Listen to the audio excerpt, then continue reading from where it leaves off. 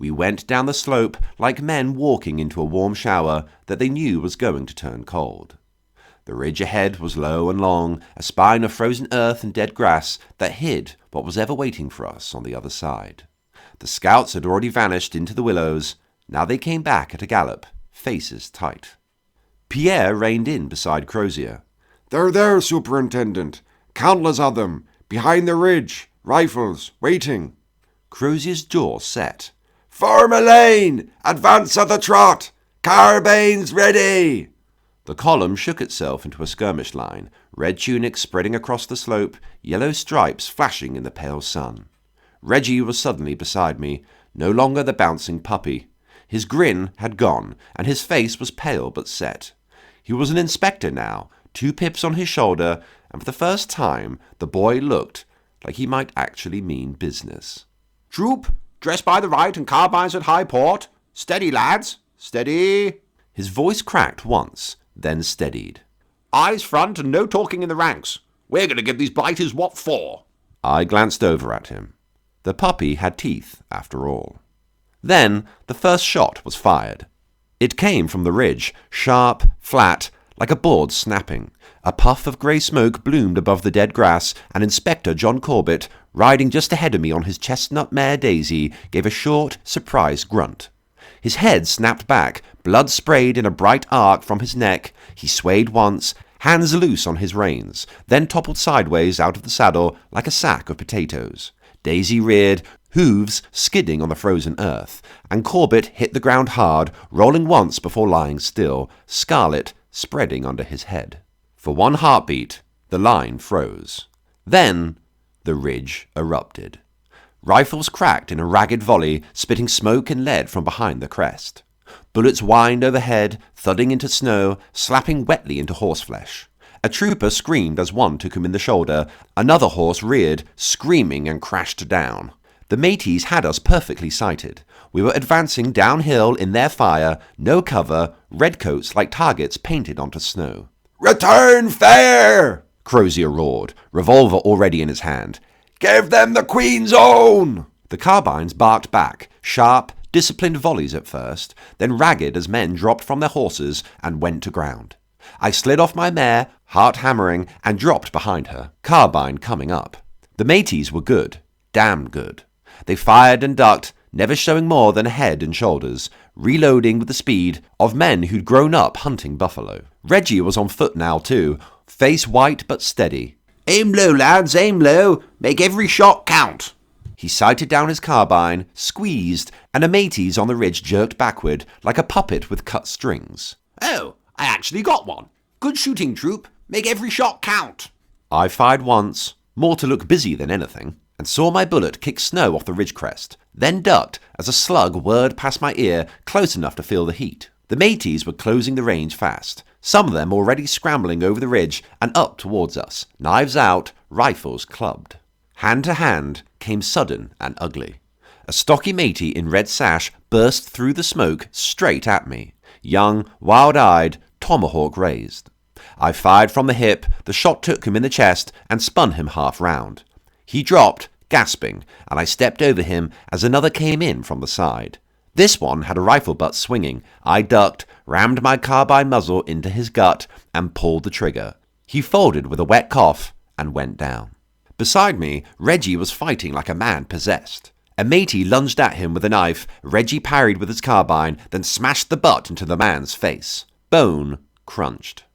The attacker dropped. Reggie spun, saw another coming, and fired point blank. The man flew backward. "Push them back, lads," Reggie shouted, voice hoarse but steady. "Push them back for the Queen." The mateys pressed hard for a minute, knives flashing, rifle butts swinging, curses in French and Cree. But the red surge line held. We were better trained, better armed at close quarters. One by one, the attackers fell or broke and ran, scrambling back down the ridge or diving into the willows. The firing slackened, then died away to scattered shots. Smoke drifted across the slope, men groaning, horses stamped and snorted. Corbett lay where he'd fallen, mouth agape, eyes open but lifeless. Crozier rode down the line, face grim but triumphant. "Well done, lads! We've bloodied them! They have pulled back. He reined in beside me, breathing hard. Lionheart, what's your expert opinion? I wiped powder smoke from my moustache. Well, we've won the first round, Superintendent. But they're not beaten. They're just waiting. He nodded, eyes on the ridge. Beyond it lay Duck Lake. Wide, half-frozen, the Métis' cabins on the far side sending up thin smoke. The scouts were already reporting. The main force was across the ice, dug in among the buildings and trees. Crozier studied the ground, open prairie sloping gently down to the lake's edge. No cover, just ice. Thick in places, thin in others, and black water showing through the cracks. He straightened in the saddle. Mount up, he said. We cross the lake, straight across the ice to the village. They'll break when they see us coming. I stared at him. Superintendent, I said quietly, that ice won't hold a column, and there's no cover. He gave me a bright, confident smile, the smile of a man who still believes in his own dispatches. Nonsense, Lionheart. The Queen's law is stronger than ice. Forward! Reggie, reloading beside me, looked pale but determined. Ha! Orders are orders, sir, but we'll see it through. I looked at the lake. Black water gleamed through widened cracks, the wind moaning across the ice like a warning. Crozier raised his hand. Column! Advance! And we started down towards the frozen water. The ice looked solid enough from the shore, white and grey, crusted with snow, stretching across the lake like a frozen road to the Métis' village on the far side. But as the column edged onto it, the groans started. Deep, ominous creaks like timber bending under strain. Horses shied, hooves slipped on the slick surface, men muttering curses, carbines at the ready. Crozier led the way, revolver drawn, curls blowing under his hat. Steady on, lads! Keep formation! They'll run when we charge! Then the first shots came from the village. Sharp cracks, puffs of smoke from the windows and the barricades. Bullets skipped off the ice, whining like angry bees. A trooper grunted and fell from his saddle, sliding face down on the frozen surface, blood smearing red behind him. Charge! Crozier bellowed. At the double! The line surged forward, hooves thudding, men yelling, red surge vivid against the white. Reggie was on my right, face set, shouting orders. Keep together, aim for the cabins, and give them what for. The Métis' fire thickened, rifles barking from every shadow and every doorway. Horses screamed as lead found them. One went down in a tangle of legs, throwing its rider into the ice. The man scrambled up, only to catch a bullet in the chest, and dropped like a stone. I spurred my mare hard, bent low over her neck, firing blindly towards the smoke. The ice buckled under us. Cracks spidered out with pops like pistol shots, water bubbling up black and cold. A wagon hit a thin patch and plunged through. Mules brayed in panic as the load tipped. Ammunition crates spilled, men shouted, trying to haul it free. Bullets raked them. One mule took a round to the head and went still. We were halfway across the ice when the real hell broke loose. The Métis poured out of the village, dozens, scores, charging onto the ice with war cries that chilled the bone. Tomahawks, knives, rifles, faces painted, sashes flying. Hand to hand, hit like a wave. A Métis warrior leaped at me from the side, knife flashing. I twisted, swung my carbine butt, caught him across the jaw. He went down, but grabbed my foot, pulling. My mare reared, I kicked free, fired down, saw him jerk and lie still. Reggie was in the thick of it, revolver blazing. Hold the line! Hold! A Métis tackled him from his horse. They rolled on the ice, punching, grappling. Reggie got an arm free, slammed his pistol into the man's temple. Crack! The attacker went limp. But the ice was failing. Cracks widened to giant gaps. Water surged up. A section gave way under a group of troopers. Screams, splashes, men vanishing into the black depths, arms flailing. Then I saw Jones. The sergeant major was off his horse, standing like a rock amid the chaos, bellowing orders. Form up, you idle showers! Form up and fight! 5 Métis rushed him, hard men, tomahawks raised, knives out. Jones didn't flinch. He swung his carbine like a club, caught the first across the skull with a crunch that dropped him dead. The second came in low. Jones kneed him in the face, then stamped down on his neck. Snap! You bloody bastards! He roared.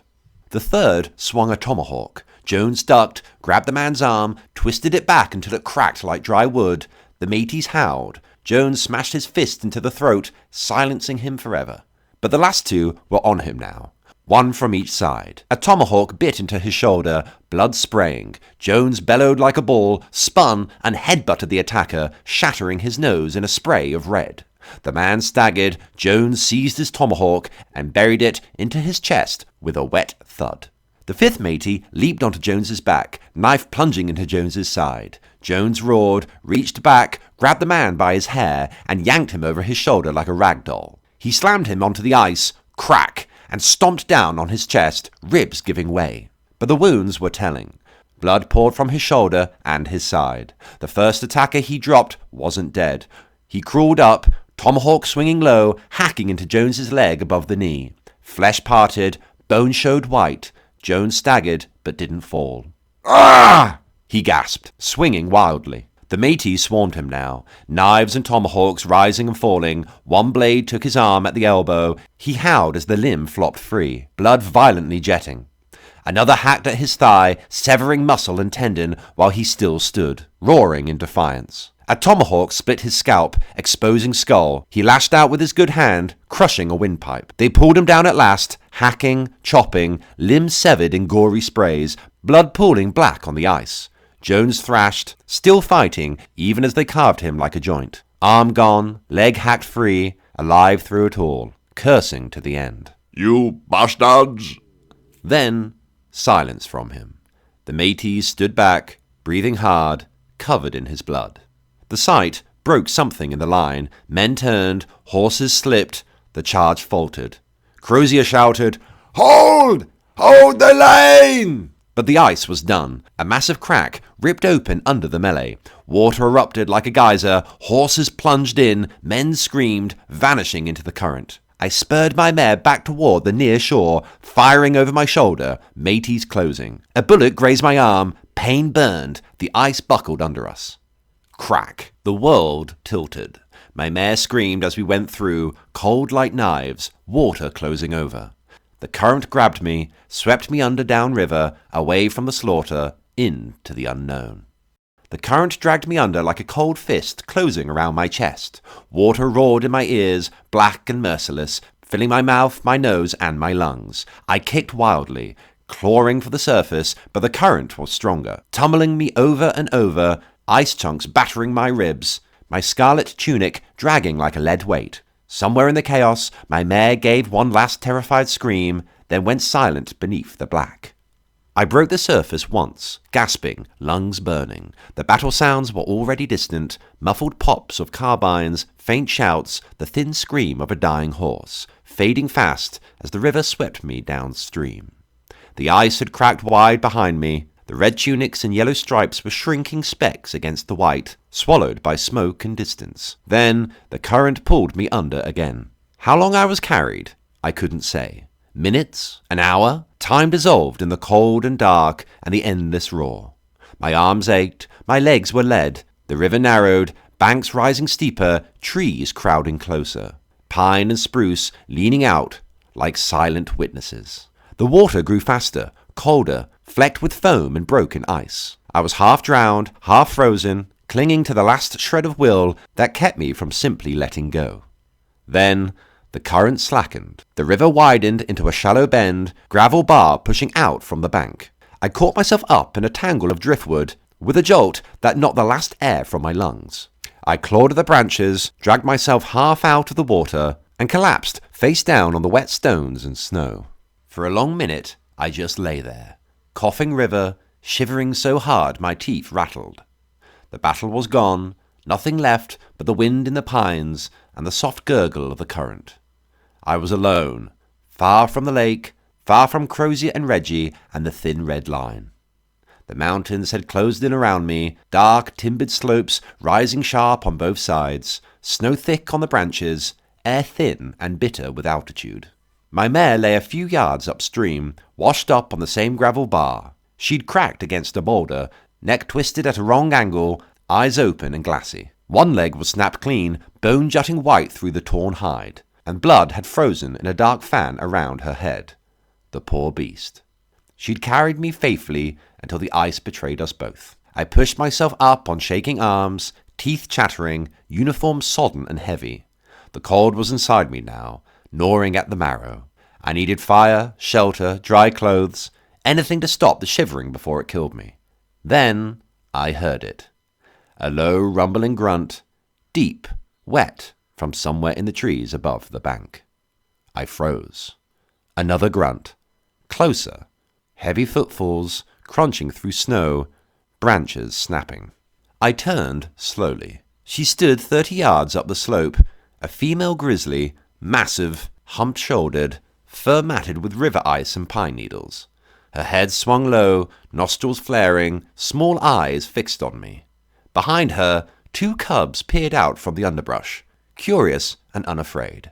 She huffed again, a sound like distant thunder, and took one deliberate step forward. "Oh, bugger," I said.